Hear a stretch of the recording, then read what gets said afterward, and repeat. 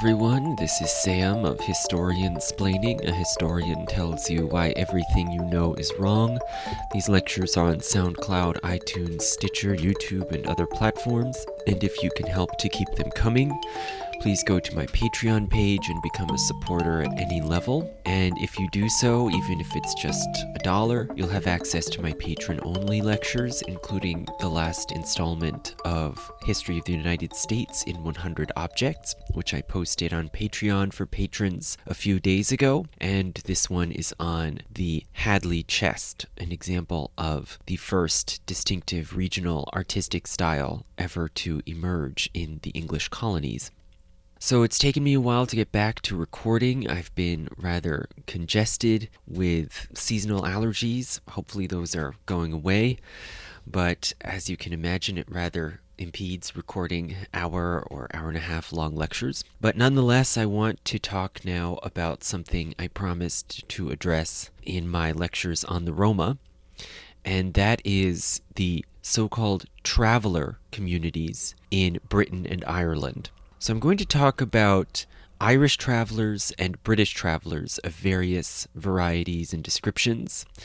And of course, I do not just mean people who travel, like pensioners who go to the beach in Spain, but rather I'm talking about specific social and ethnic groups that are part of British and Irish society that customarily or traditionally live an itinerant lifestyle, or who have enduring traditions, customs, and identities linked to an itinerant lifestyle, even if they now live a more settled or sedentary style of life. So the histories of these various traveler groups in the British Isles are very difficult to reconstruct for many reasons. For one thing, there are almost no primary documents.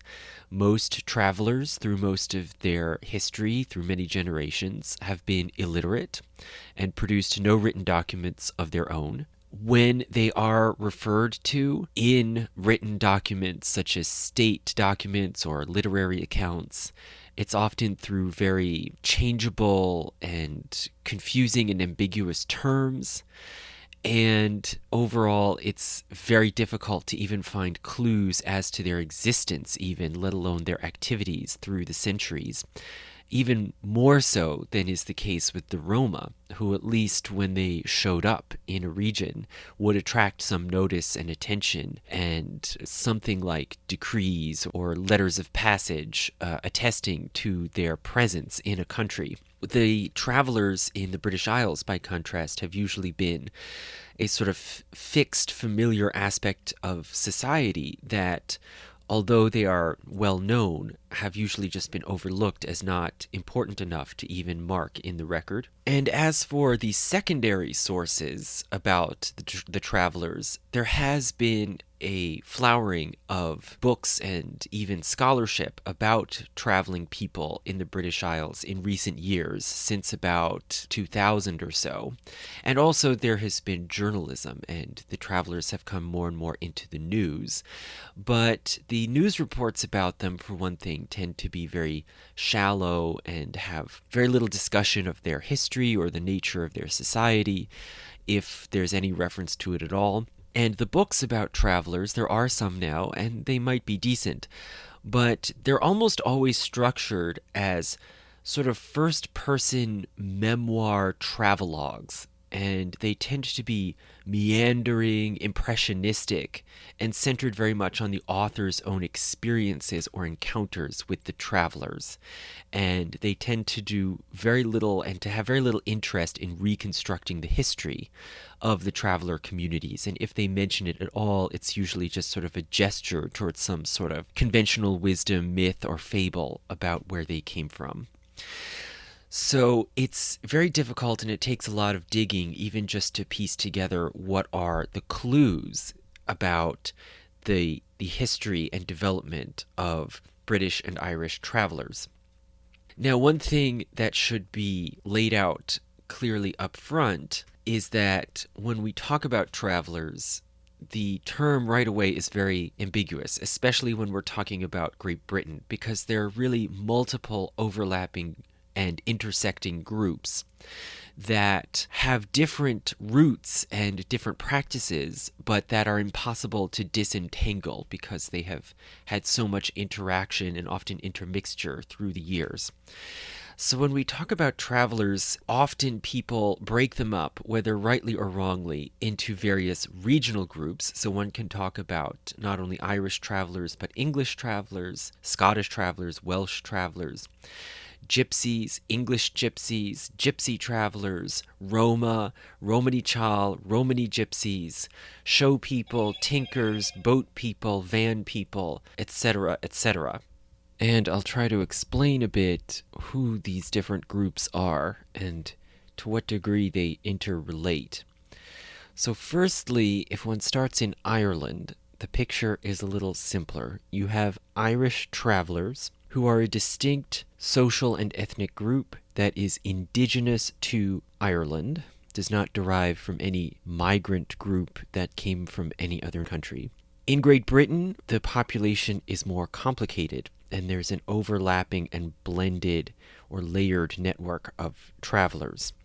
As I mentioned, there are English, Welsh, and Scottish travelers, who sometimes are also generically called gypsies or gypsy travelers. And it seems that in Britain, the terms traveler and gypsy can be used almost interchangeably, and gypsy has taken on a different meaning, whereas in continental Europe, it is more of an ethno-linguistic label. In Britain, it has come to be used as a byword for traveler, almost like the word bohemian is used or was used in France.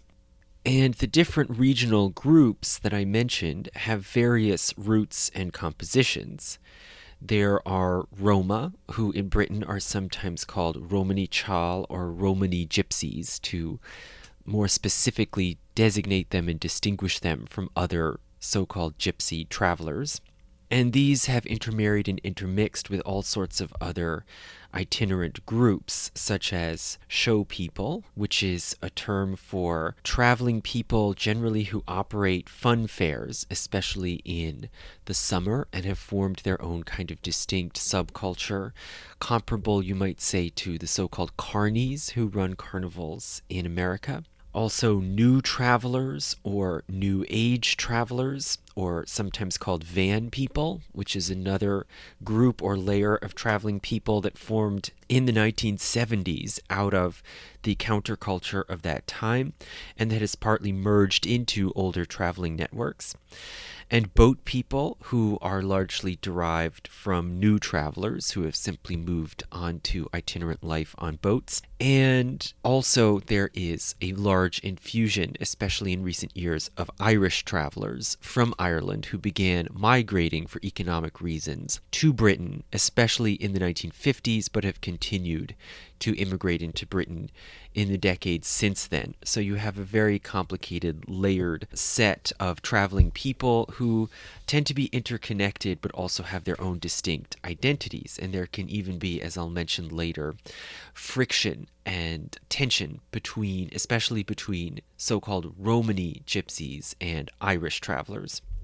So if we want to explain who these different groups are and where they came from, it's simplest, I think, to start with Ireland, which has a case that is in some ways more straightforward, but also very mysterious.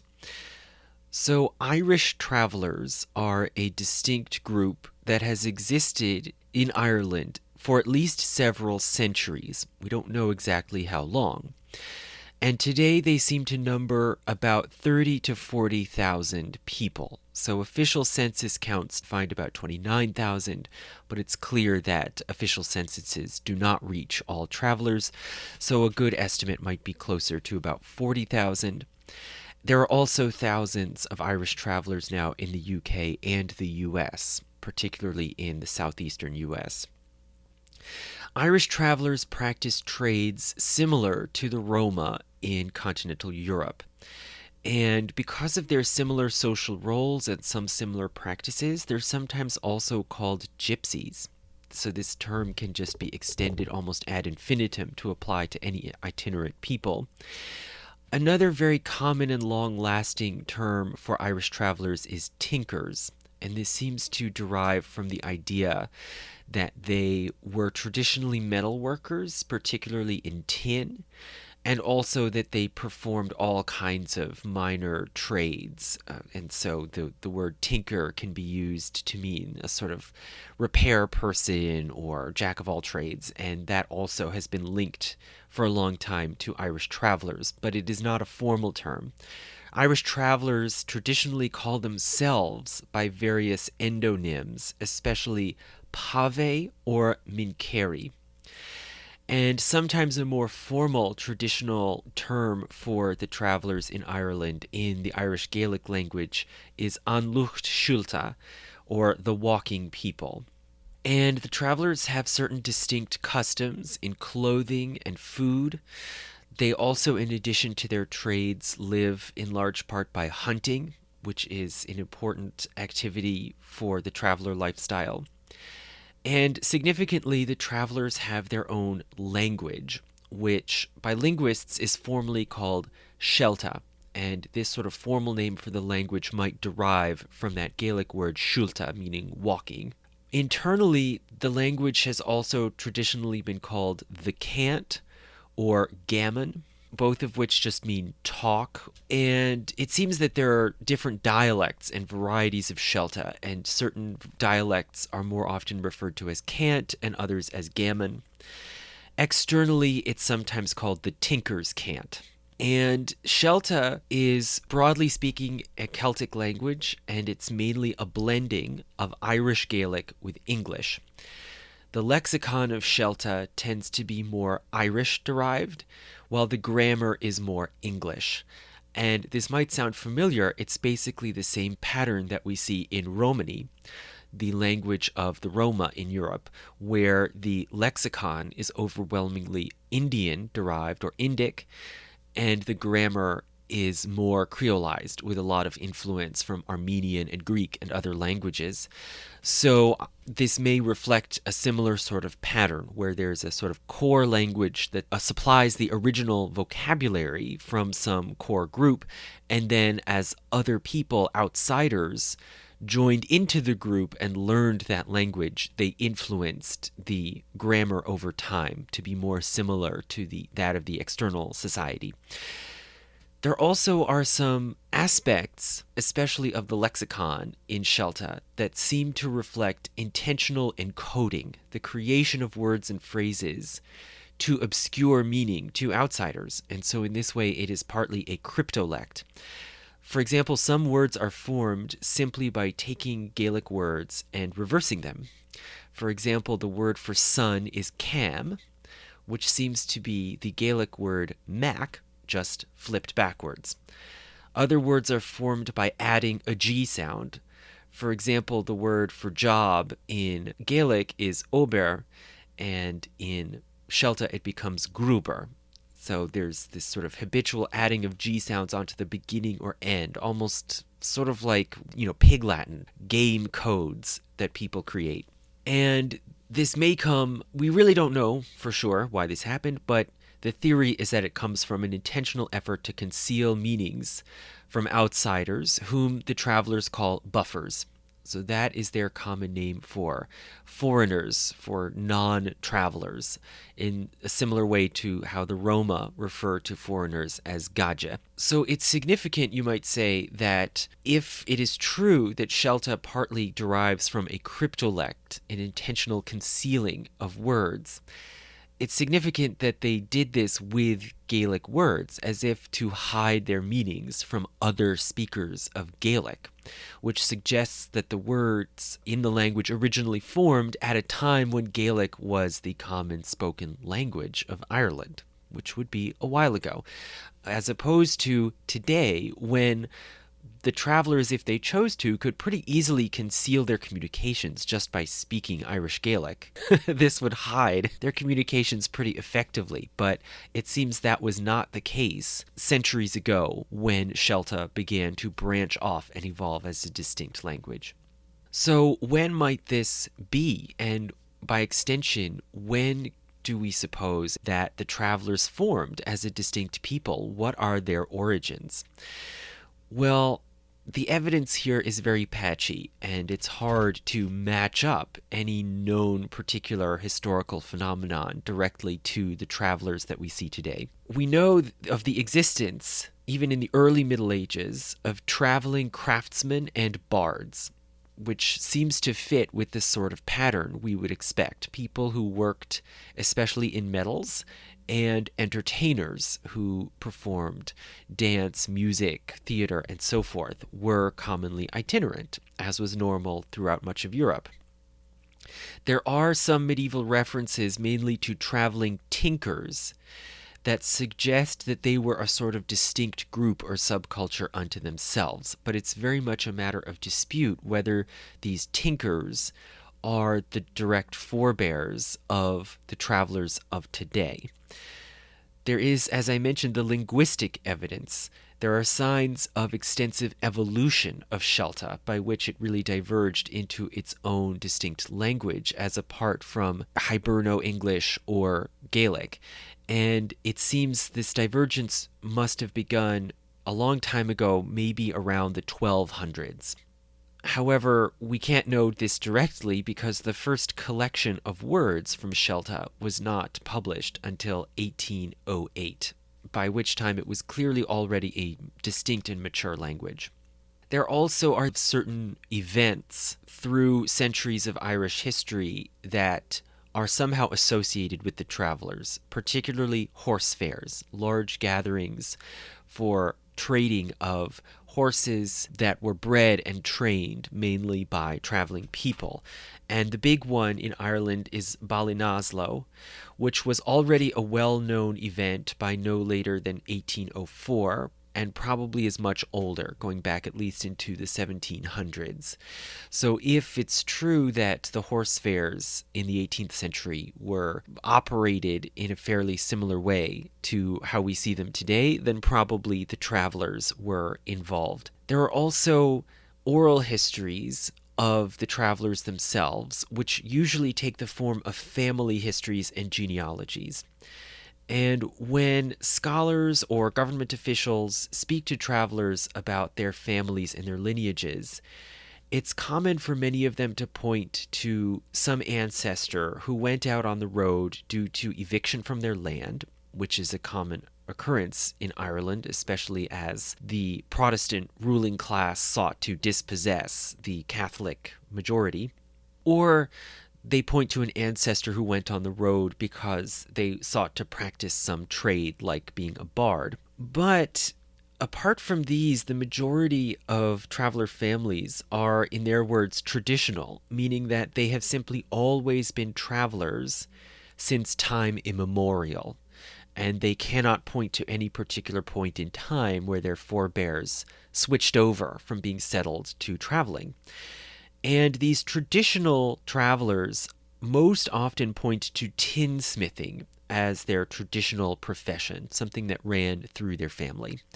So this suggests it's possible that there is a kind of longer lasting or older core traveling group that was focused especially on tinsmithing, and then other itinerant people for one reason or another joined them over time and grew and adapted the community.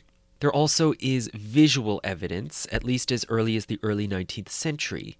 This is during the Romantic period, as I talked about with regard to the Roma, and it's a time when artists are creating genre paintings, sort of capturing the romance, the mystery, the color of everyday rural life and folk life. And there are Irish genre paintings of this kind from the early 1800s that show traveler encampments with caravans and tents. And it seems that already by that time, the common custom was round bowed tents. So tents built around arching bent wood ribs. And these tents could then be quickly and easily adapted into bow-top wagons. Simply put them on a base with wheels, hitch a horse, and you have a little traveling home. And this seems to have become common by no later than the 1830s, but we don't know how far back they go before that. Then the government began to be involved as well as the Anglo-Irish state expanded. And there's an important 1835 report on the conditions of the poor in Ireland, which does not specifically refer to travelers, much less does it refer to their own ethnonyms like Pavee or Midcarry, but it does say that tinkers traveled around Ireland with their families, often begging or stealing, and they were described as a distinct class. So this is, a negative depiction from the point of view of the state. They see them as a social problem involved in bad activities, but they recognize that they're not simply random criminals on the road. They somehow form a distinct group unto themselves, and so it's open at least to question whether these tinkers that this report refers to are, in fact, what we would call travelers. Also, around the same time, there start to be some literary sources giving indications of the existence of the travelers. These do not appear before 1800, and a reason for this is that Irish literature before that time was not about Ireland. Irish writers were overwhelmingly focused on the English-speaking market in Great Britain, where there were more readers and more money. And so it was only in 1800 that certain new sorts of novels like Castle Rackrent began to actually talk about Irish life. And it's clear from mentions of the travelers that they were a well-established presence in the country by the 1840s, although it can be hard to pin down exactly what is referring to them or not, because they were often lumped together or confused with Roma or Gypsies. And these, of course, would have been the terms that were more familiar and evocative to most of the English reading public. So the Irish travelers are not often clearly distinguished from them. And you can see, for example, one scholar has pointed out the mention of a gypsy encampment in the final internal monologue of James Joyce's Ulysses, where Penelope mentions gypsies setting up an encampment near a laundry, and that may really be talking about Irish travelers. It's just not specific enough to know for sure. And from all of these mentions, we can reconstruct that the travelers by the mid-1800s functioned in a variety of trades as horse traders, itinerant farm laborers, tinsmiths and tin repairers, and as entertainers. And they also, particularly the traveler women, often made household objects like baskets and brooms, and sometimes told fortunes.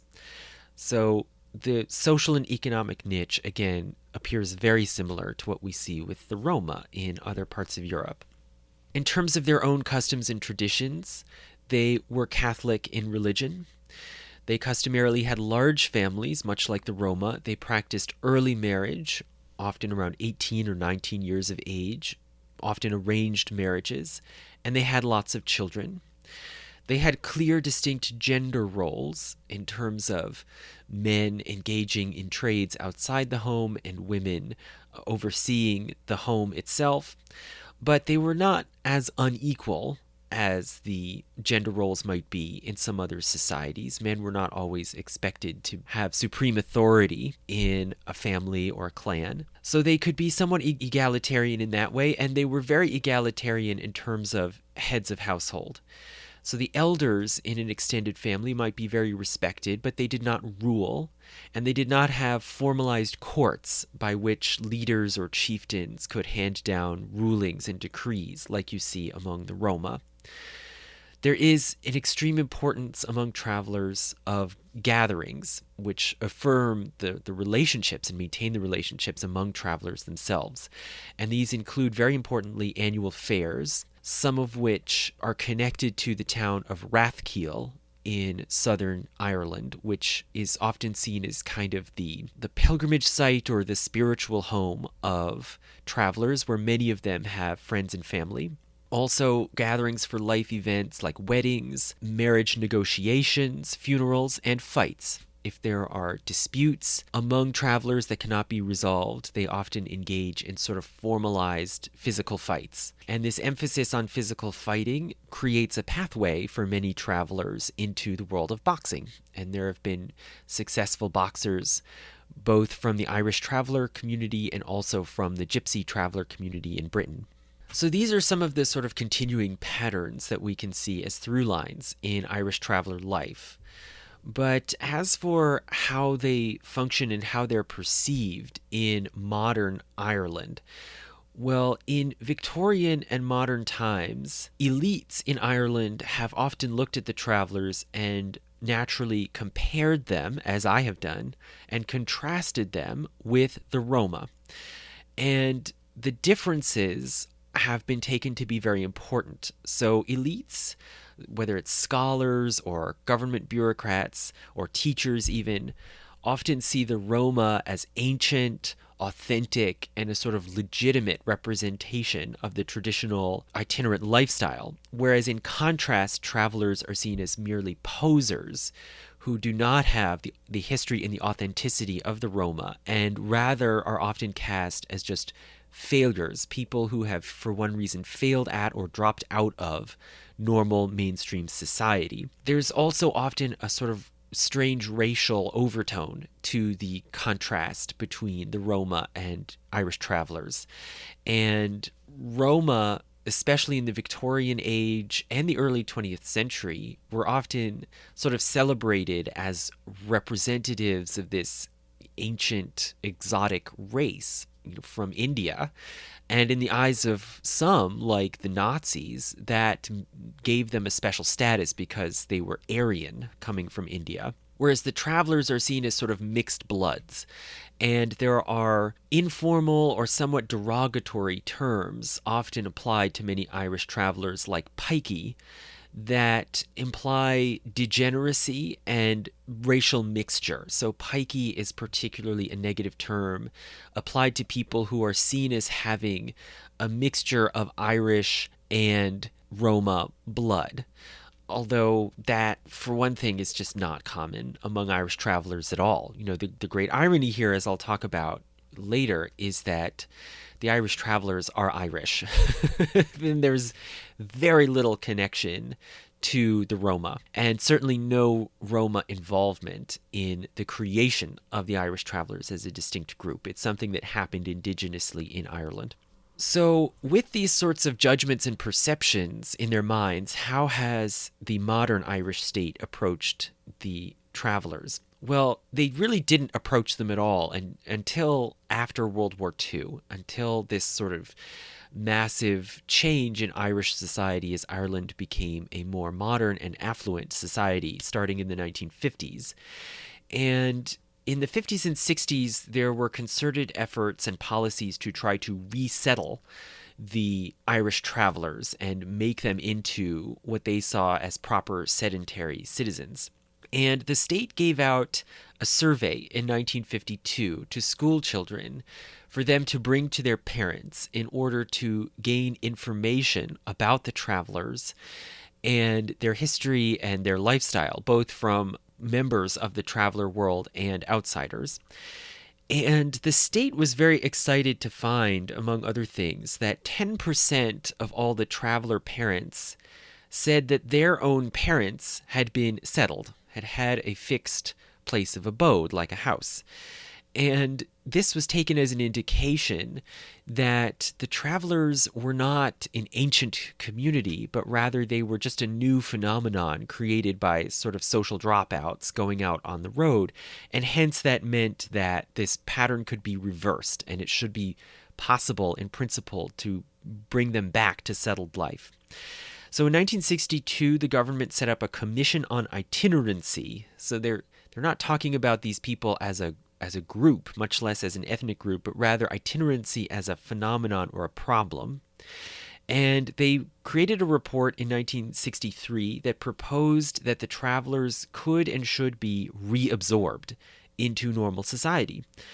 And the goal with the travelers was to settle them and get them accepted into normal society, assimilated and embraced by their neighbors as part of mainstream society. And the ultimate marker of success, according to these programs, was intermarriage, was if the travelers stopped their endogamy, their habit of only marrying within the community, and instead intermarried and thus blended back into general Irish society. Now, as with efforts at settling and assimilating Roma in Europe, once again, this project was impeded by outside prejudice. There were simply many towns, villages, neighborhoods that did not want and did not welcome these travelers, much less did they want to marry them. So this has really been stymied, and the distinct traveler population has continued. Despite all kinds of economic hardship and social problems, they do persist as a distinct group. And in recent years, some towns and cities have set aside walled encampment sites to sort of allow the travelers a place to live as they move, but keep them a bit out of sight, keep them contained. And they've tended to be very isolated from external society by a lot of mutual avoidance on both sides. And there's a lot of heavy local resistance to the creation of new sites. So it's really limited for travelers' ability to set up and encamp somewhere where they haven't been seen before. They continue to have high birth rates. The median number of children for a traveler mother is 10 children. But counteracting that, there is very high infant and mother mortality and high overall death rates. Part of this is probably because of the strain and the deprivations of an itinerant lifestyle, but also it clearly has to do with the economic problem of the increasing obsolescence of the traveler's social functions. So a lot of the traveler economy has been based for centuries on horses and the breeding and sale of horses, for which there is still some demand, but for the most part, those have been replaced by motors. Also, farm work. Low-wage farm work has been replaced by motorized equipment like tractors and threshers. Cheap consumer goods, much like with the Roma, it's now possible to simply buy and discard all kinds of cheap tools, dishware, and so the creation or especially repair of these everyday items is simply no longer viable. And with this loss of the economic base, travelers have shifted dramatically into cities, where a lot of them live in sort of poor or outlying slum areas, largely collecting and selling scrap or other recycled and salvaged goods, and depending a lot on government support. And this economic decline among the travelers has led to a number of impacts. One is emigration, especially to Great Britain. So today there's almost as big of an Irish traveler population in Britain as there is in Ireland. Although, again, it's very difficult to count them and distinguish them from all the other traveler groups in Britain. There's been a great deal of rapid sedentarization as the itinerant lifestyle has just become economically untenable. There has been a rapid drop in the percentage of travelers living in horse-drawn caravans, which is the sort of iconic traditional lifestyle.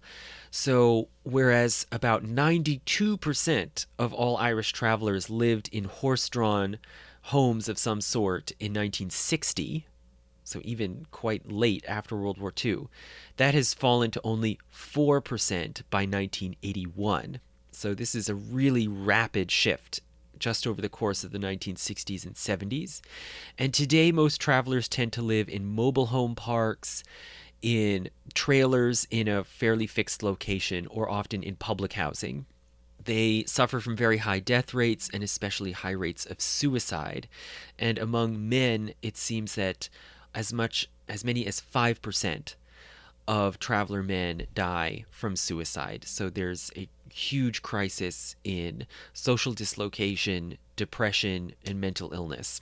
So under these very difficult conditions, there was the beginning of greater political organization and a dawn of concerted advocacy for the traveler community in Irish society, beginning in the 1970s.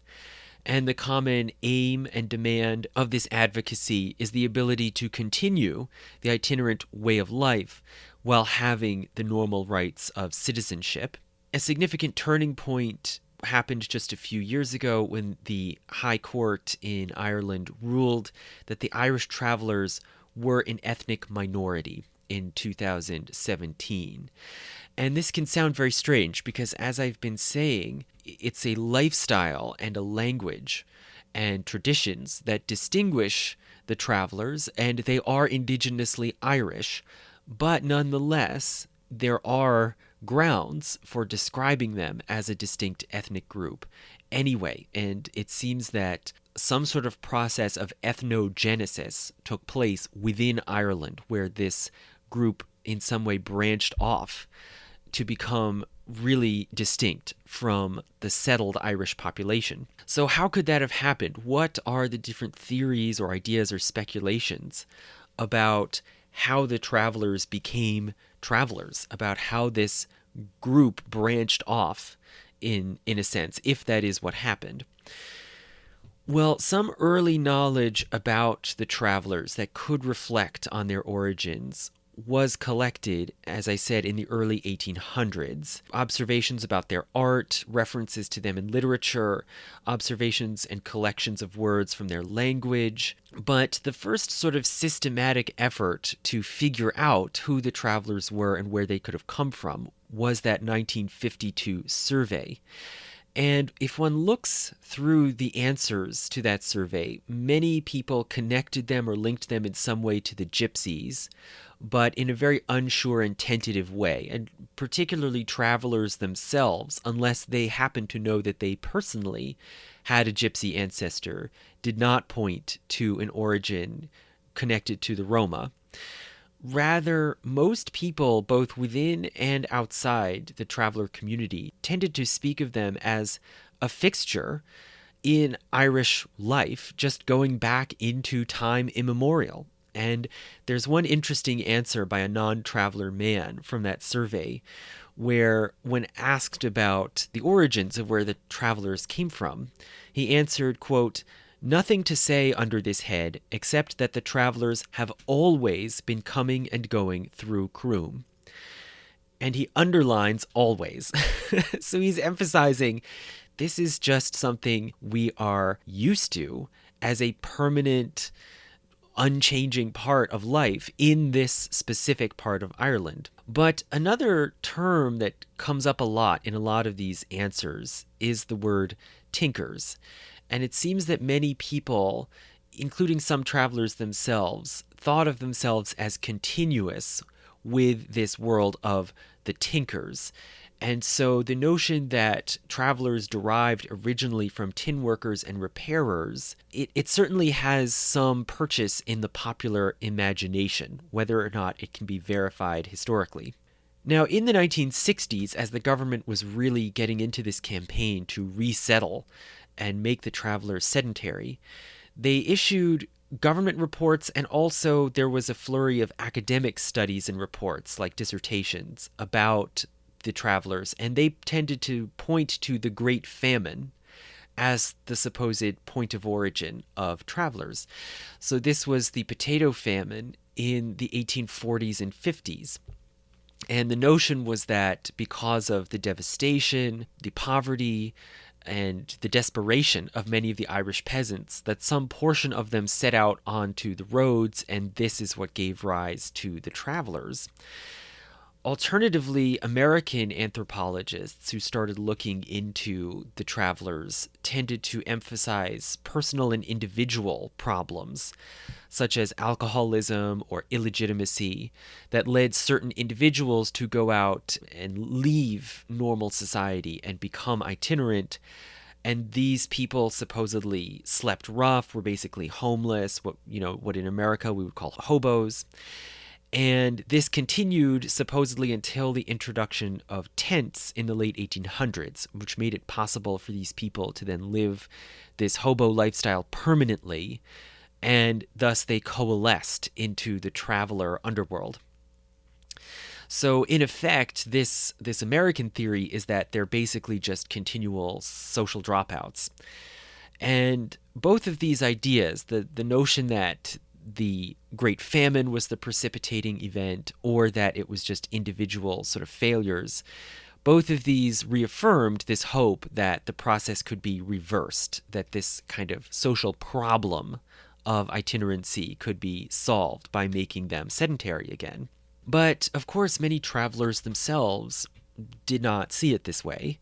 They insisted that this lifestyle was just as normal and traditional for them as the sedentary lifestyle was for the settled Irish population. And there was this kind of loggerheads where people could not come up with a broadly accepted explanation. And in this context, in 2017, a genetic study of some travelers was published in Scientific Reports.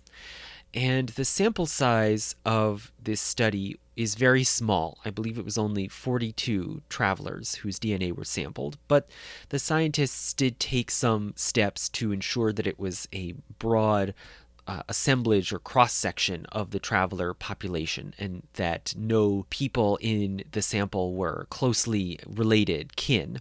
And they came to several conclusions fairly firmly based on their comparison of the genomes of these travelers with other Irish people, Roma, and other Europeans from various countries.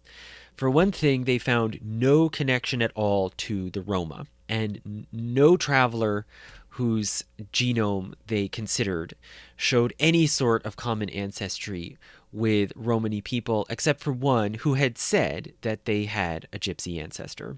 Rather, the traveler population appears to be completely connected only to Ireland. There is no marker or tendency among the genomes of Irish travelers that connect them to any other country or population in Europe.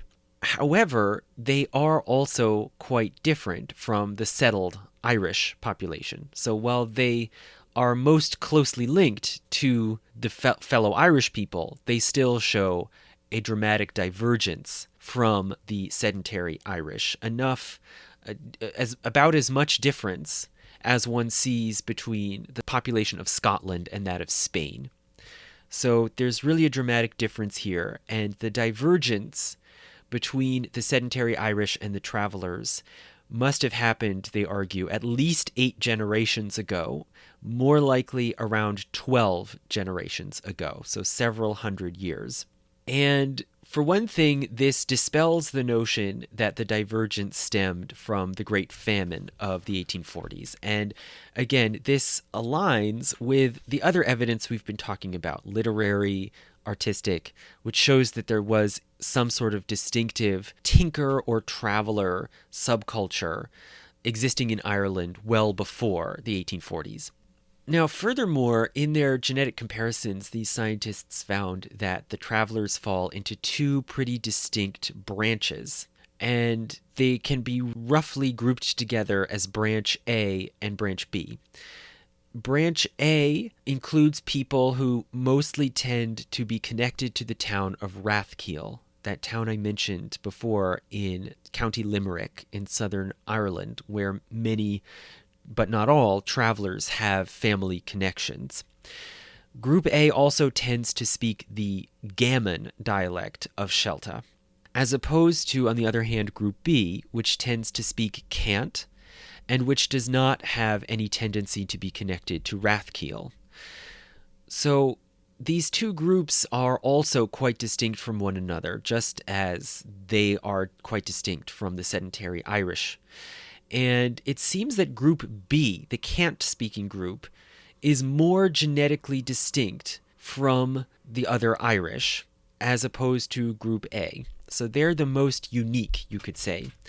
However, this does not mean that Group B branched off from the rest of the Irish population earlier. Rather, they think it's the opposite. So Group A, the Rathkeale-connected group, or the Gammon-speaking group, may have existed for longer, but they haven't diverged genetically as far as Group B has. And that is because they think Group B has shrunken over time. They're sort of going through a population bottleneck, and they've become more shrunken. And as a population shrinks, if I understand the science correctly, as a population shrinks, they become more susceptible to genetic drift, to sort of genetic mutations, unique, unusual features becoming highly concentrated in that small group. And so it is true that there are certain genetic conditions and disorders, such as Hurler's syndrome, that are very common among travelers. So then, if we say that this evidence really puts to rest the idea of a recent divergence within the past 200 years, then what could be the origins? Does this shed any light on where the travelers may have come from? Well, other observers, when this study came out, pointed to other earlier disastrous events before the Great Potato Famine, such as the Ulster colonization of Northern Ireland, which began in the 1590s, or the Cromwell invasions, which were very violent in the mid-1600s. But all of these observers, again, they keep looking for a disastrous event, something that must have disrupted the lives of normal Irish peasants in order to make them into travelers. But they fail to consider, for one thing, pull factors rather than just push factors. In other words, they do not think about the possible attractions of an itinerant lifestyle or the economic opportunities that it might present as compared to sedentary life. And if you think back to the oral family histories that I mentioned, many of them say there was some activity, some pursuit, some occupation that an Irish person wanted to pursue that made them itinerant and brought them into the traveler world. So we have to consider there is, as I said about the Roma, there seems to be a distinctive social and economic niche for nomadic people within a sedentary society, within European civilization. And it's just a changing matter over time exactly what that niche is and how big it is. And it has shrunken from the late 19th century to today. But really, more fundamentally, we have to turn the question around. All of these observations that government officials and scholars until recent years have made about the travelers have tended to see them as necessarily aberrant, or in the words of one very derogatory American description, quote, degraded form of Irish people.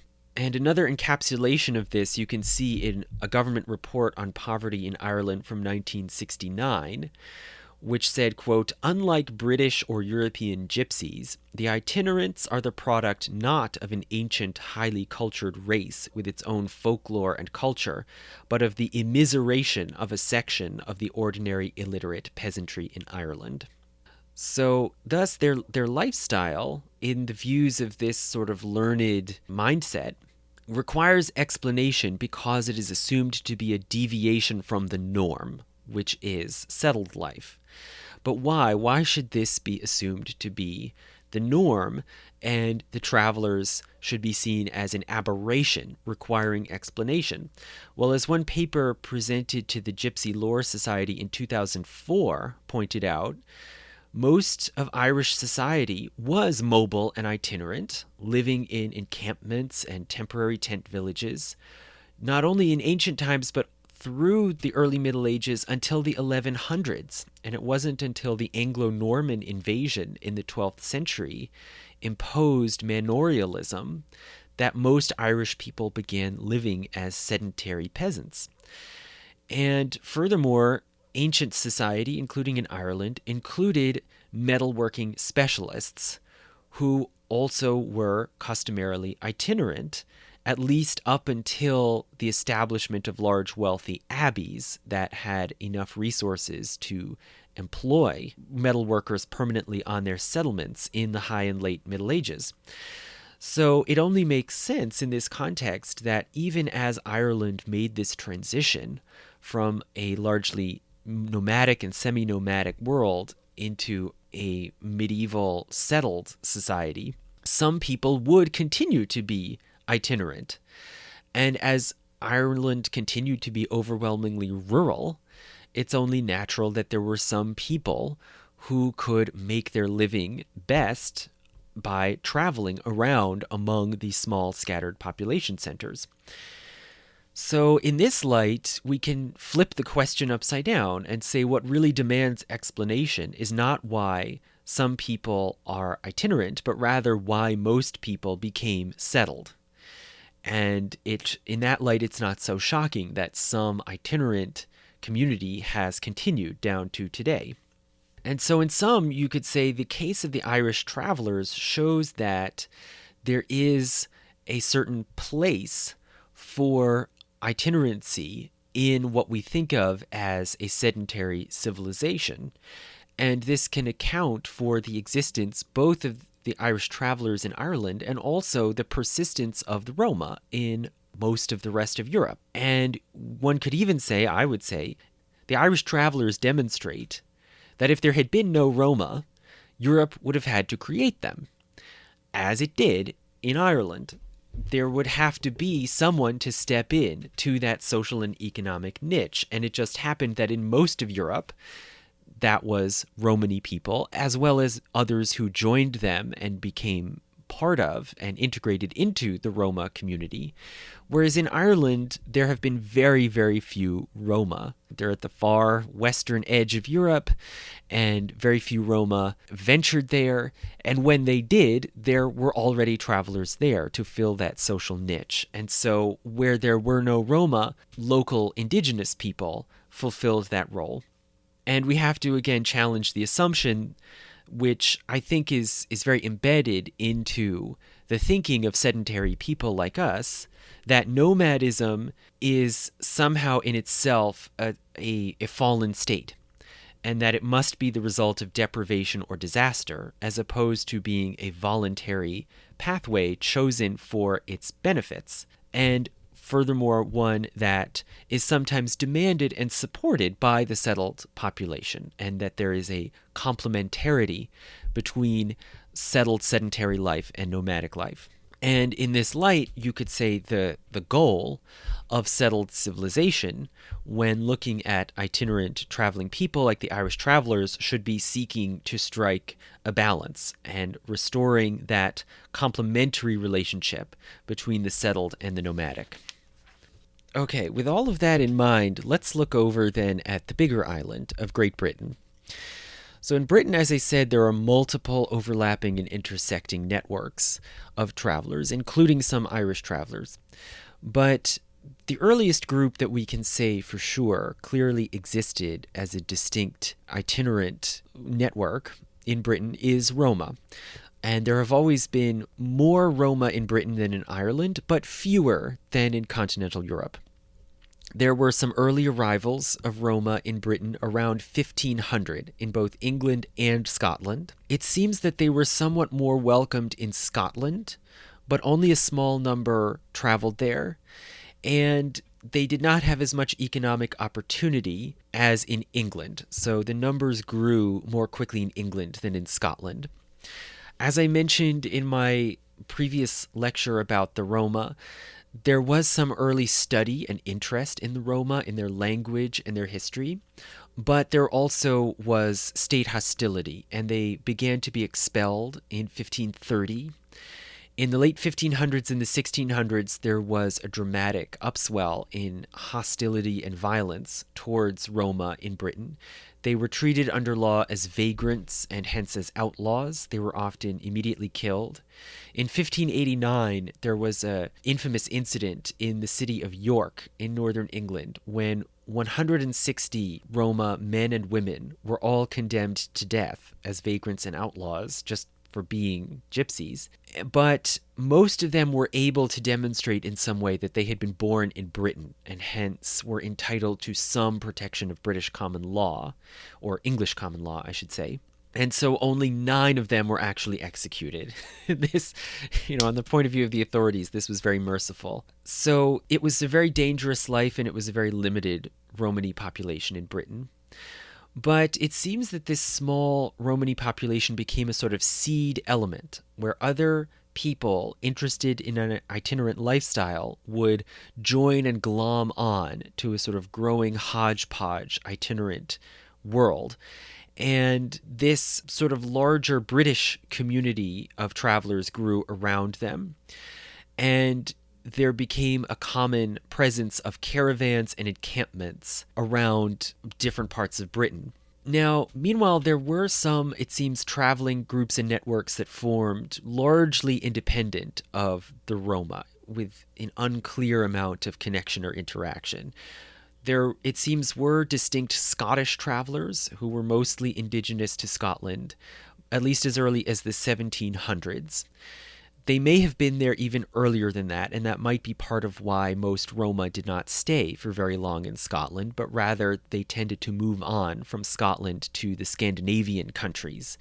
And for instance, in Finland, it seems many of the Roma trace their ancestry back at some point to Scotland. So there may have been a sort of similar parallel Scottish traveler world going on, similar to the Irish travelers, but it's very sketchy. We don't know very much. There also have been Welsh travelers and Welsh Kale. So that term I've mentioned before that's used for Roma in Spain and Finland and other countries, it's also used in Wales. And there seems to be a sort of intermixed spectrum of Kale and non-Kale travelers in Wales. There also has arisen, since the 19th century, a distinct subculture of so-called showmen or show people, which is people who are itinerant, usually only seasonally. So they might have some sort of home base to which they return, especially in the winter, but they travel during the summer to run shows and fun fairs. And it seems the showmen have also developed their own sort of distinct subculture. They tend to intermarry among themselves, to have their own distinct encampments, and a guild by which they organize and cooperate economically.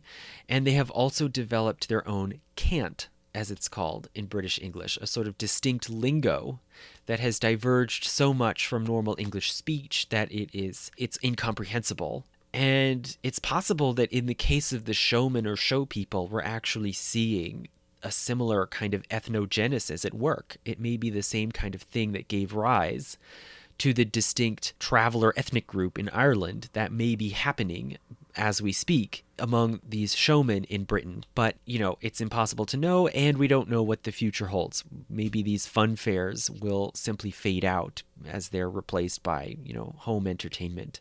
So in this sort of complicated overlapping world of English and Welsh and Scottish travelers, of so-called English gypsies, there is a pervasive Romani influence, which is more or less diffuse around the whole traveler world.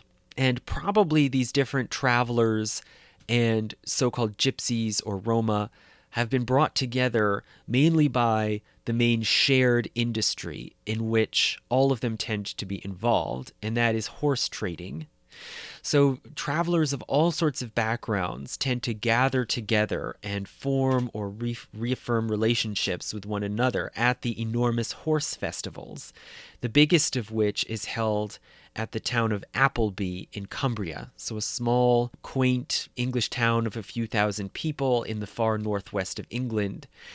They have been holding a horse festival of some sort since at least 1685, and by today it's really become the great mecca for people interested in thoroughbred and highly well-trained specialized horses.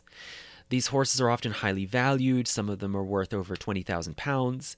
And the horse festival really massively multiplies the size of the town for a few days in June every year. It's a huge site for trading, also for celebrating and carousing. And it is closely monitored and contained by police who are worried about petty crime, drunkenness, drunk driving, drunk horseback riding, and so on. But it's really central to this entire gypsy and traveler world around Britain. There are certain customs that clearly have Romani roots that have become pervasive in the traveler world in Britain, such as customs around cleanliness, the separation of the clean from the unclean, the separation of the upper body from the lower body. And people have observed, for instance, when travelers set up an encampment, they tend to do so by a river or body of water, and they have strict rules whereby they will wash the upper body clothing the farthest upstream to get the sort of purest water, and lower body clothing or underwear further downstream, and then they'll engage in personal bathing the farthest downstream.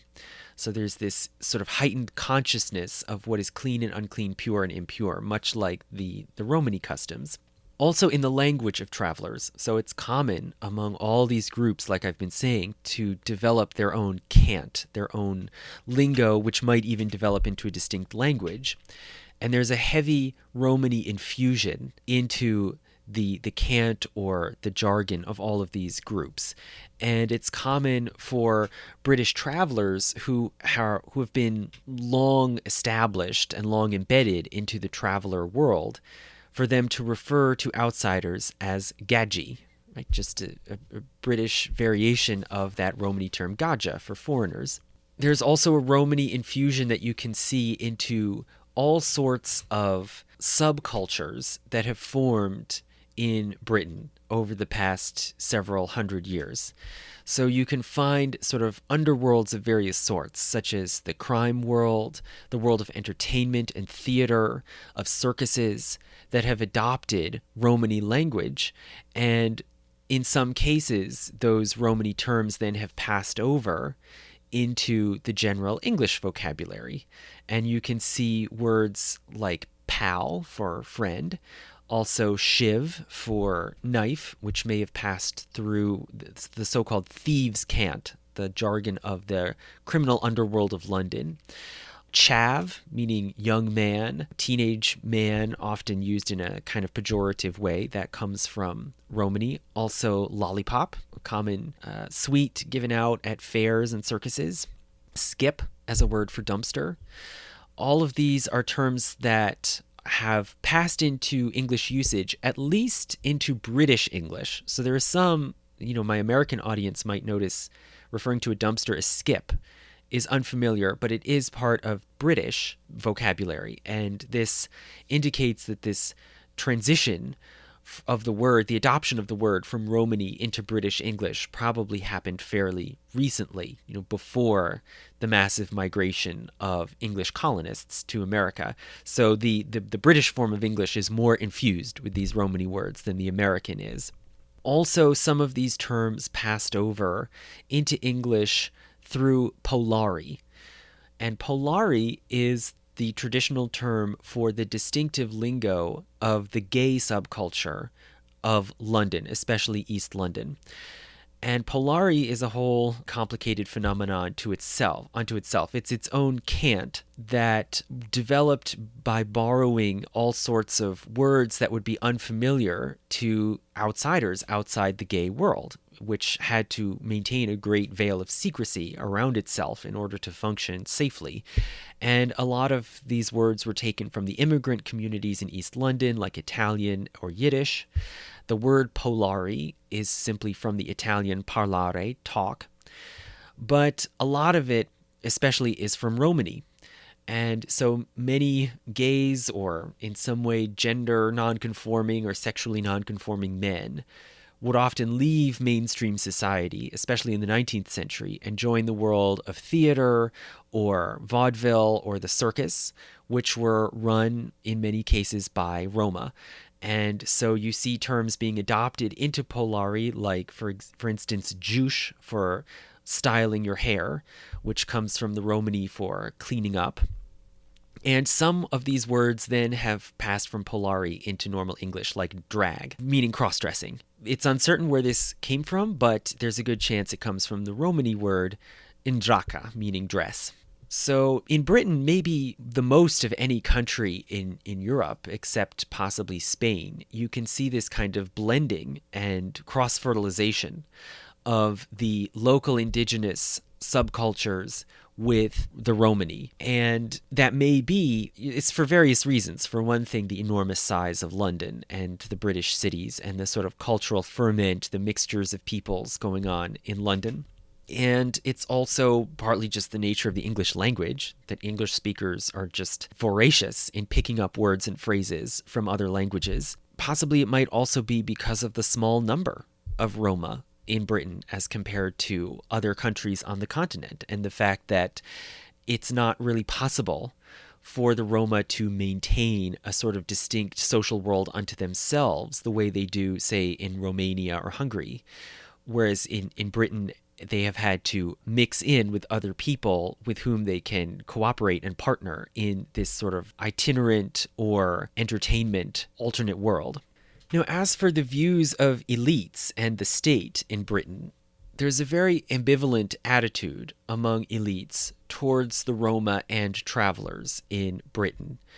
And particularly when it comes to the Roma, there is a long-standing mixture of practical interest and prejudice against the Roma. There are, of course, many recorded cases of Roma begging and stealing as a way to survive or to just supplement their survival in Britain. And this has really become the stereotype, and you can see an image of the Roma or Gypsies crystallizing in the 1700s and the early 1800s, that they are dangerous and conniving.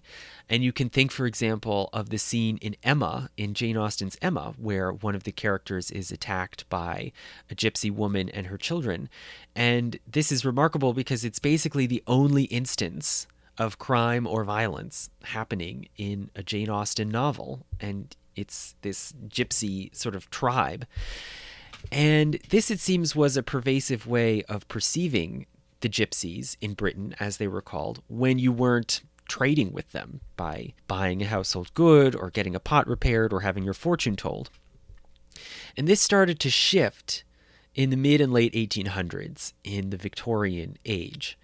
And at that time, there was a greater Victorian interest expressed now in the gypsies, who were seen as quaint and romantic and as embodying the free lifestyle of the countryside and itinerancy as against modernity, which is stifling and imprisoning. And of course, there was an interest in gypsy music and folklore and stories, as there was at the same time in the continent. And the Gypsy Lore Society was founded by non-Roma in 1888, and they immediately began publishing the Journal of the Gypsy Lore Society, which continues down to today, although it has been renamed Roma Studies, which is more politically correct and more in line with sort of academic conventions. But the Gypsy Lore Society started in the late 1880s, really right at the height of this late Victorian romantic backlash against mass production and urban life and what people saw as sort of the spiritual deadness or hollowness of industrial society. So the Roma could be held up as this kind of perfect romantic exotic embodiment of what the late Victorians were yearning for, people in the arts and crafts movement, the aesthetic movement, and so on. As for the state, like in Ireland, was basically hands-off and really did very little with the traveler or gypsy populations in Britain until after World War II. And at that point, there was a kind of surprising rise in the number of itinerant travelers. We might think today, oh, it's this vestige of the past and it fades away over time. But in fact, the groups really grew after World War II for a number of reasons. One was migration from Ireland, as I mentioned, as Irish travelers became increasingly impoverished. Many migrated to Britain, especially to centers like Manchester and Liverpool that already had an Irish population.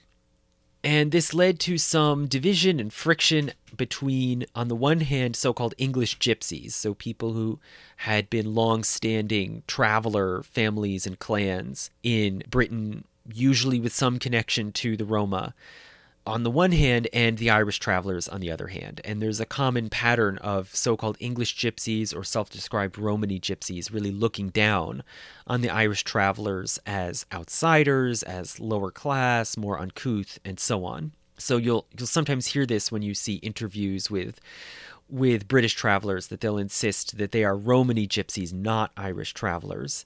So there's And outsiders, too, often tended to see some hierarchy there, that, like with the Victorians, they saw the Roma as embodying something inspiring and authentic, whereas the Irish travelers were just sort of degenerates or failures. And this sort of mindset seems to have influenced the approach to planning in the post-World War II era. So the British government increasingly developed this new regime for development of, particularly of the growing suburbs, which should plan how growth would happen and preserve the sort of attractiveness and charm both of the suburbs and of the countryside. So there was an effort to create a sort of aesthetically ideal as well as manageable form of development where sanitation and transport and so on would be easy. And from this point of view, travelers were seen as eyesores and nuisances.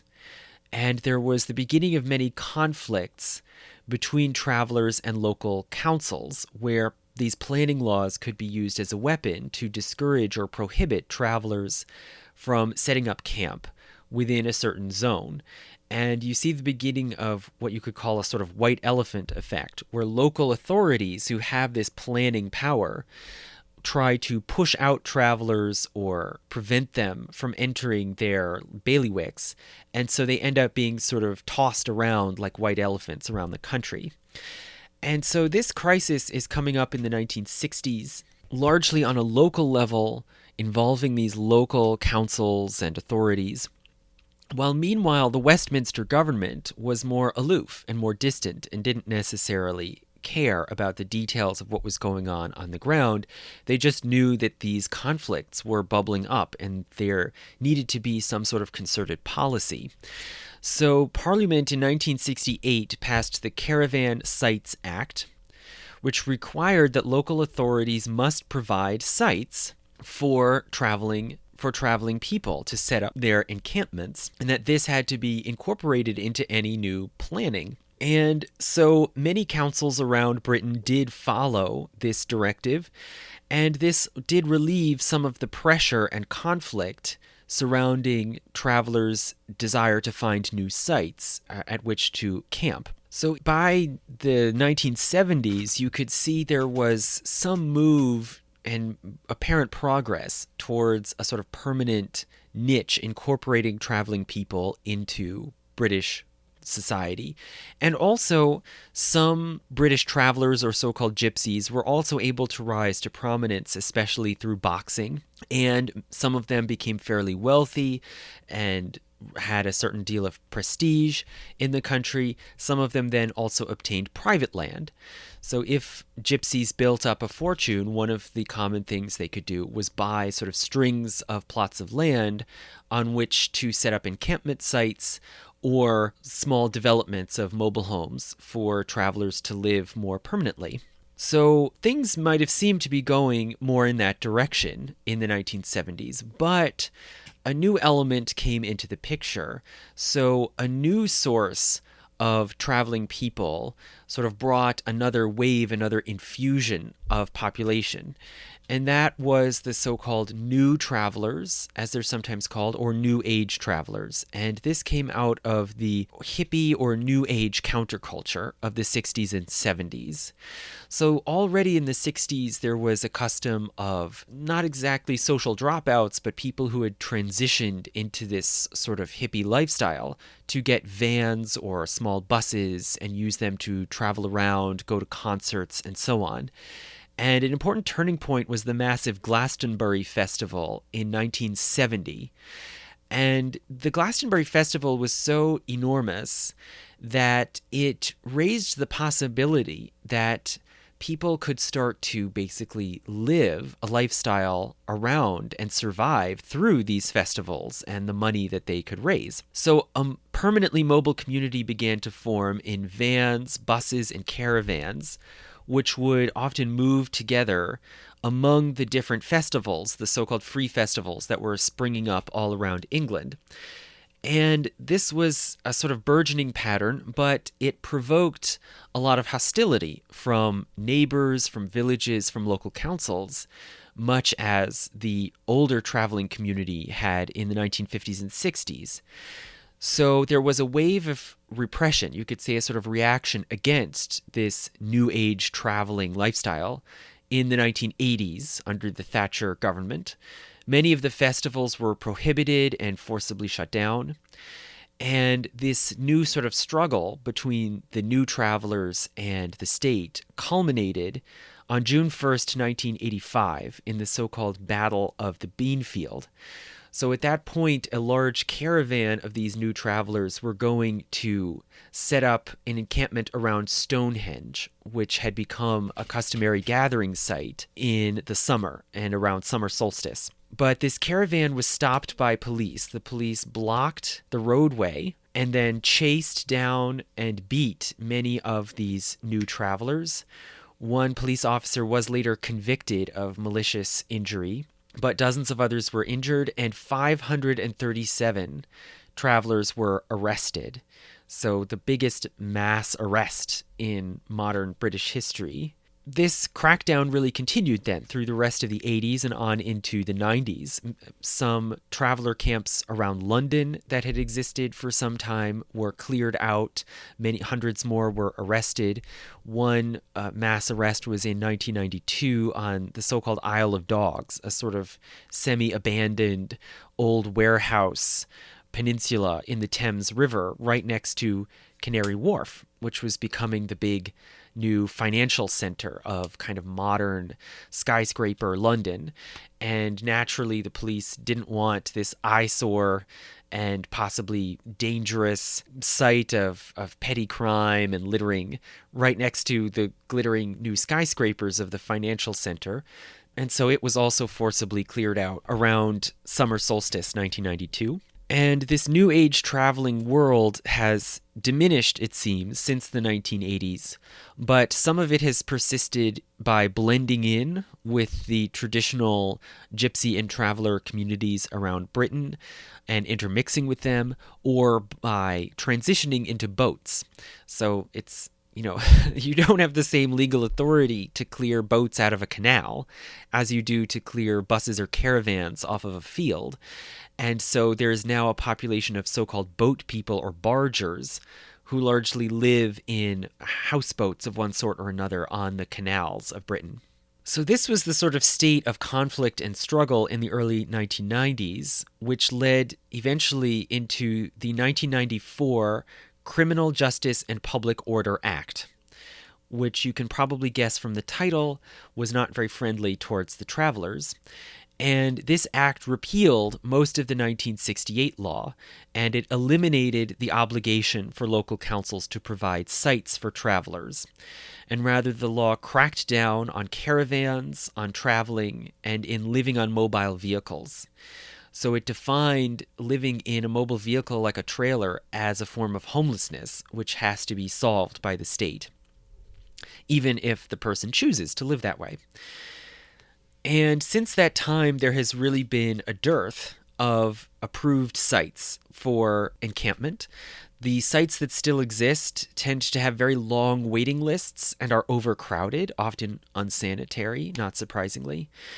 And in this context, small numbers of travelers and gypsies do live habitually on unauthorized illegal sites, especially on public land like town commons or parks. And this naturally causes a lot of upset. Many complain about petty theft and about sanitation problems. A lot of these groups that camp on public land, after they're evicted, they leave behind all kinds of garbage and refuse. So there's a lot of hostility and anger about the conduct of these particular travelers, and it has become a political issue in Great Britain.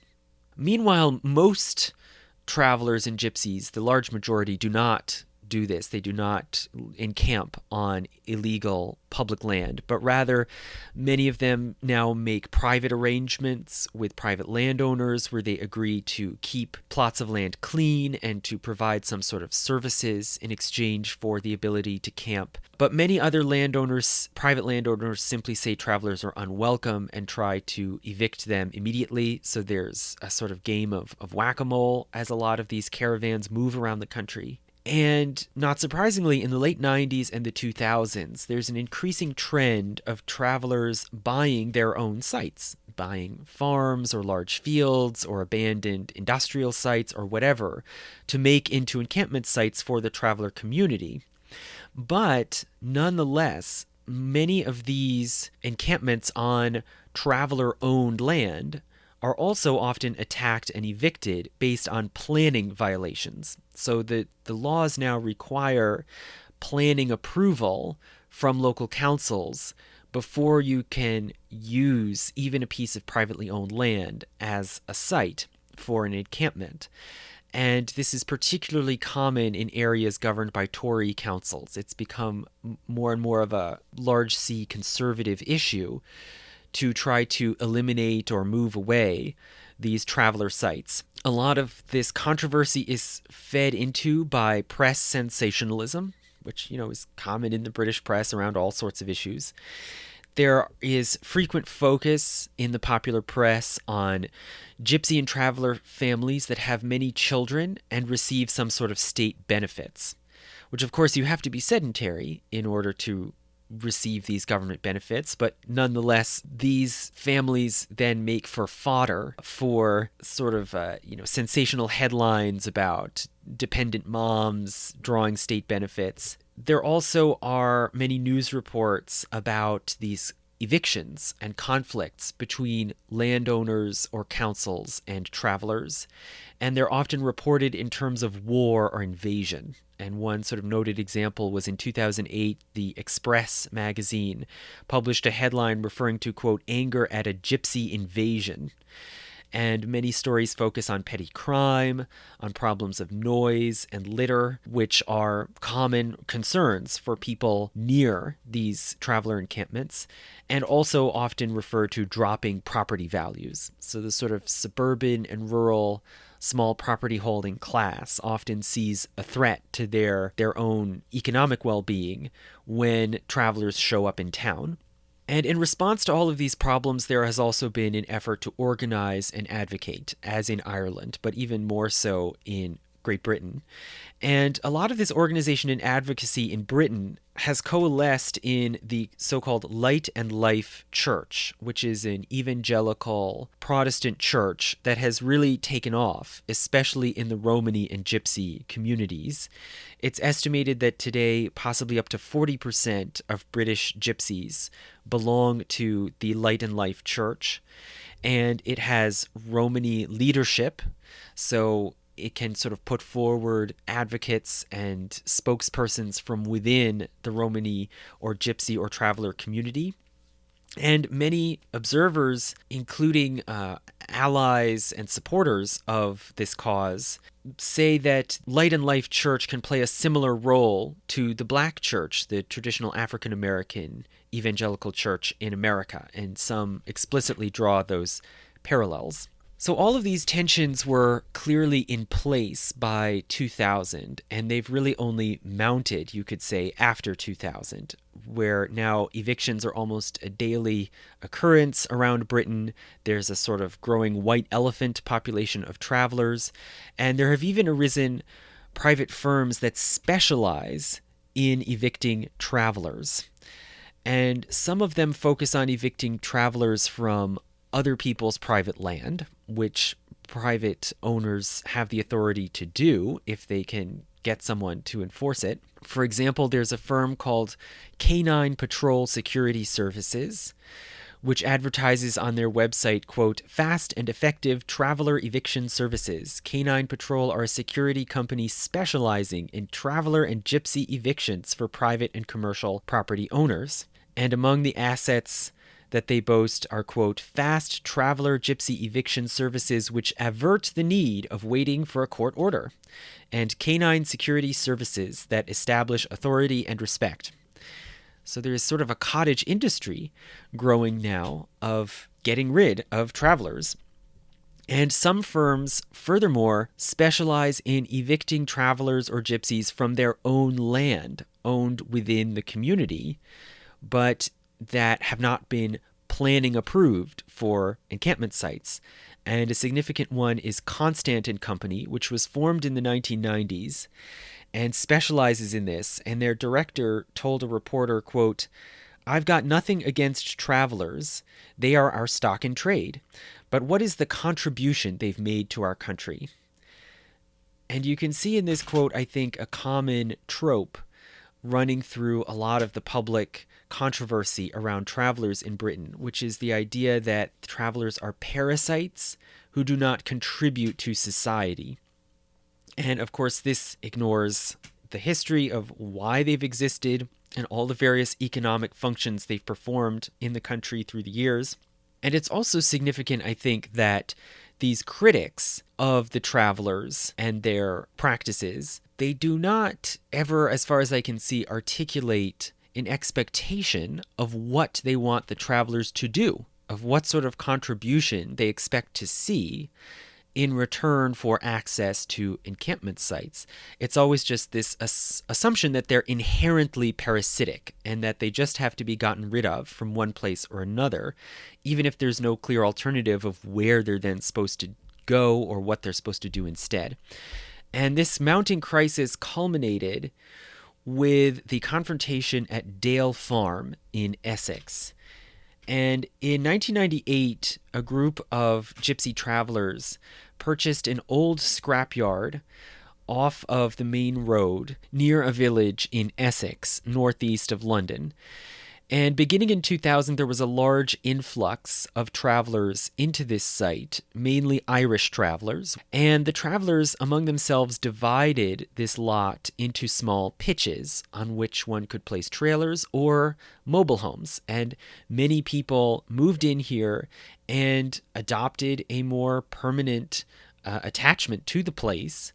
And some said it was the first time they had a place to call home.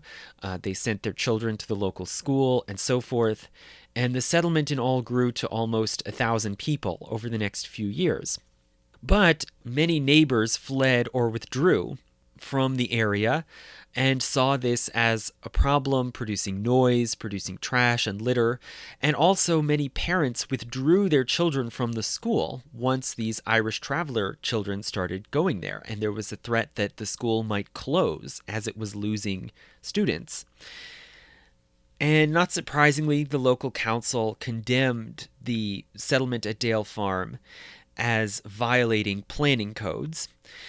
And they collected these complaints about noise and litter. Also, there were accusations about smuggling, illegal smuggling of cigarettes going through the site. And all of this was used as fodder to bolster the idea that these travelers should simply be evicted. And there were, of course, complaints about lower property values. And as I've said before, outsiders drew a distinction between different traveler groups, and some at least saw these Irish travelers as worse than other so-called gypsies. And one neighbor told a reporter, quote, "I was brought up with the English gypsies. My sister even married an English gypsy, and they are still together. It's all these immigrants. These Irish are immigrants. They have come over here and abused the system." So you can see a combination here, a melding together of the common ideas and attitudes of hostility towards immigrants and towards travelers. And so the local council began trying to evict the entire settlement beginning in 2002. But in 2003, the government, directed by the Deputy Prime Minister, the Labour government, intervened and gave the travelers a 2-year reprieve to work out a solution or find another site to which to move. So this reprieve lasted until 2005. And during that interval, the growth continued, but there also was a search for alternate sites to which they could move if they couldn't hold on to Dale Farm. But this search was continually blocked by planning laws and by other councils around the area and by neighbors who did not want this Dale Farm settlement transplanting into their area. So this was haggled over for years in the courts, and finally, after more than a decade, they were forcibly evicted in September 2011. And the forcible eviction involved the power being cut off, the police, and also Constantin Company, that private company that I quoted from before, moving in with batons and with cover from helicopters. And there was almost a pitched battle in the site. Some caravans were set on fire, but eventually the encampment was cleared out. And presumably the families from Dale Farm then had to simply go back on the road. and begin this sort of game of hopscotch all over again. So Dale Farm was the first confrontation that was large enough and dramatic enough to really attract a lot of press attention, including international press. There were press from as far away as the US and Japan watching this almost battle that destroyed the Dale Farm encampment. And it really dramatized, you could say, a paradox, where on the one hand, the travelers are criticized for their lifestyle.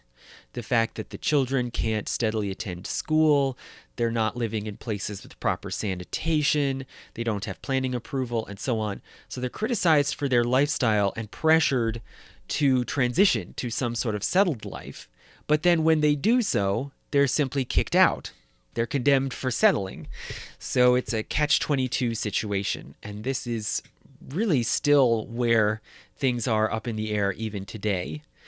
And you can see that this issue, I think, is continuing and not going away due to an incident that I mentioned last time in Scotland. So there is a so-called Gypsy traveler population in Scotland as well. It is a bit smaller, and it does not have a strong Romani element as in England. But in other ways, it's fairly similar, and they're facing a similar crisis of sort of having to hop around from site to site and not really being welcome wherever they go. And a controversy came up just recently because in the early 2010s, a traveler group in northern Scotland bought a piece of property in County Murray in the far northeast of the country and began setting up a site. But the local council leader, Douglas Ross, was very dismayed, and he began a petition drive to get them evicted. But it happens that he was outdone by a competing petition drive in defense of the traveler site, which gathered more signatures. So politically, his effort was no-go. But nonetheless, he consulted with lawyers and magistrates about the possibility of completely prohibiting all traveler sites throughout Murray. And this, you could see as a kind of escalation. If that had happened, then you would see not only people hopping from site to site, but maybe even from county to county as one after another expels them, much as happened to the Roma in the different countries of Europe centuries ago. So he looked into this possibility, but it didn't go anywhere, and basically the incident then died down and went unnoticed. But Douglas Ross went on to be elected to Parliament and became the MP for Murray in 2017. And as a new MP, he gave an interview in which he was asked, what would you do if you had just one day as Prime Minister? And he said he would like to see tougher enforcement against Gypsy Travellers. And this sort of caused some upset and surprise among the Scottish public, and some hay was made of it by his political opponents that of all things to address in Scotland or in Britain, that was the one thing he picked on. So it caused something of a flap, but it did not prevent him from nonetheless advancing to becoming the Scottish Conservative Party leader last year in 2020. So does this mean that this growing hostility around the Gypsy Travellers will somehow make its way into national politics on the Scottish level or the British level and into Westminster? We can't say. It's possible. But if so, it's not unlike the growing controversy and hostility around the Roma in many other parts of Europe. And probably these things fit into a pattern where there is a certain economic contraction, a loss of resources, a cutting back of state services and resources across much of Europe over the last 10, 15 years since the financial crisis. And that is probably feeding into this increasing hostility both towards migrants and immigrants and towards local indigenous traveler populations. So thank you so much for listening. And again, if you want to hear all of my materials, including my last patron-only lecture on the history of the United States in 100 objects, please go to my Patreon page. The link is in the description, and you can contribute at any amount, even if it's just $1. And I hope soon to be speaking with a friend and fellow historian about the Dutch Empire and understanding what the Dutch were up to and how they were trying to govern their empire as I start getting into the early colonization of America. Thank you.